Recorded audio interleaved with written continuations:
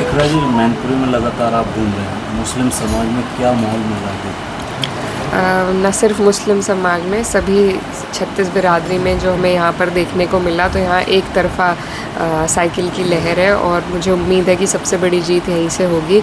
और जितनी पिछली बार मतों से हमारी प्रत्याशी यहाँ से जीती थी डिम्पल जी, उससे ज़्यादा से हम यहाँ से जीतेंगे। सेकंड फेज में आप भी चुनाव को फेस करके आ रहे हैं। फर्स्ट फेज आप अपने चुनाव को लेकर किस तरीके से आश्वस्त हैं?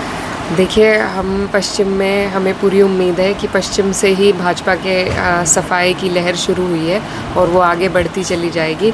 और उसमें हमारी सीट पर हमें पूरी उम्मीद है कि वहाँ पर भी छत्तीस बिरादरी ने हमें वोट किया है और लोग अब बदलाव चाह रहे हैं और बदलाव के लिए वोट हुआ है। तो हमें उम्मीद है कि इंडिया गठबंधन मजबूती लेके पश्चिम से ही आएगा। अभी चुनाव आयोग ने 10 दिन लगाए हैं आंकड़े तो सार्वजनिक करने, क्या देख रहे हैं?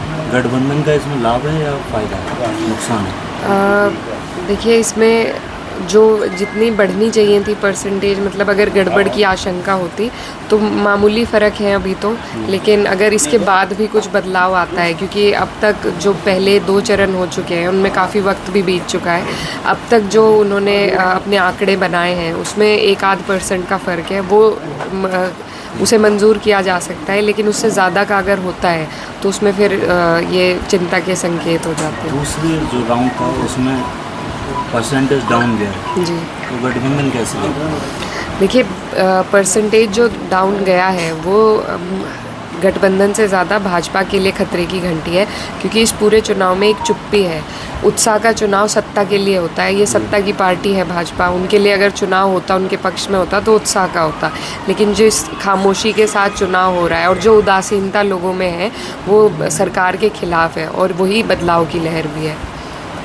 पीडीए का जो नारा समाजवादी लगातार दे रहा है, पीडीए से कितना फ़ायदा मिलने जा रहा है?